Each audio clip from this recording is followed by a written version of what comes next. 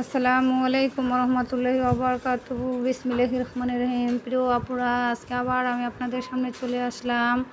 তো আজকে আমি দেখাবো পাঁপড় কিভাবে বানাইতে হয় ঘরোয়া উপায়ে। মানে যখন দেখা যায় অবসর টাইমে যদি একটু সময় থাকে তাহলে আপনারা এইভাবে বানাই নিতে পারেন। এখানে আমি এক বাটি পরিমাণে চালের গুঁড়া নিয়েছি।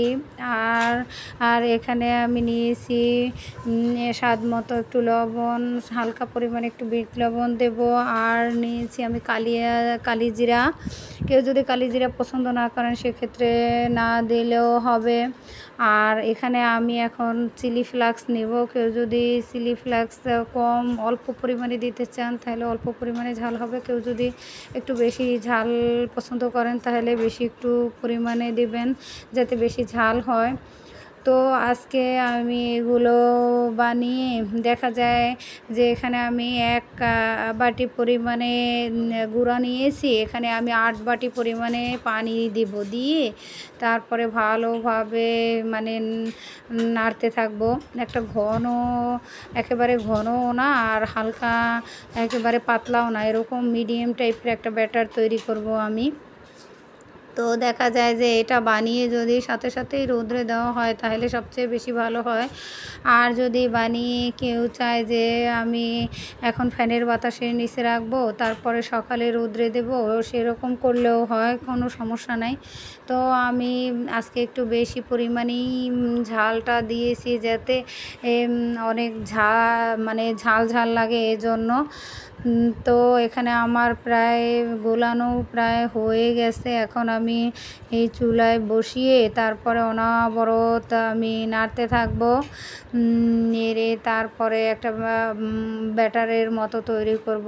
তো দেখা যায় যে 5 থেকে 10 মিনিটের মতো অনবরত নাড়তে হয়। নাড়লে তারপরে যে একটা উঠাইলে চামচের পিঠের দিকে তাকাইলেই বোঝা যায় যে একটা পাতলা একটা আবরণের মতো পড়ে। একটু একেবারেও পাতলা না আর একেবারেও ঘন না, এরকম টাইপের বানাইতে হয় আর কি।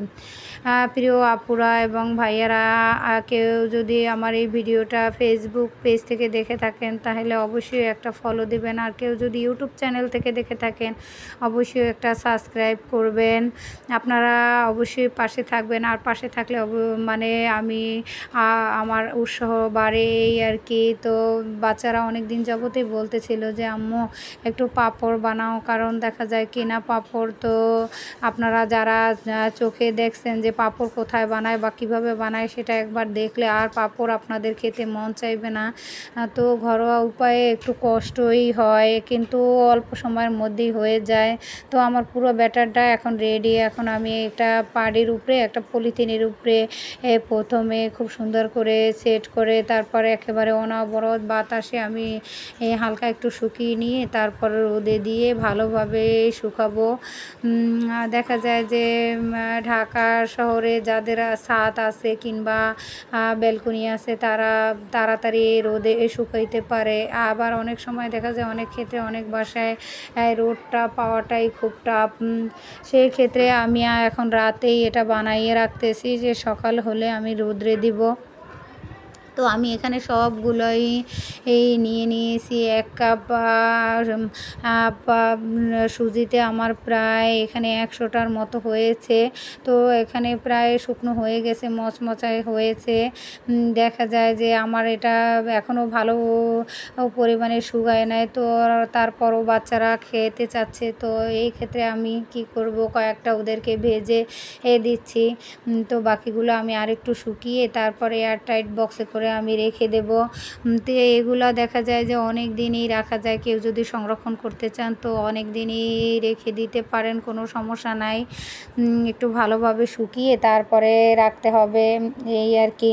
তো দেখা যায় যে বাচ্চারা বিকেলের টাইম হলে যদি খেতে চায় তো আমরা এভাবে বানিয়ে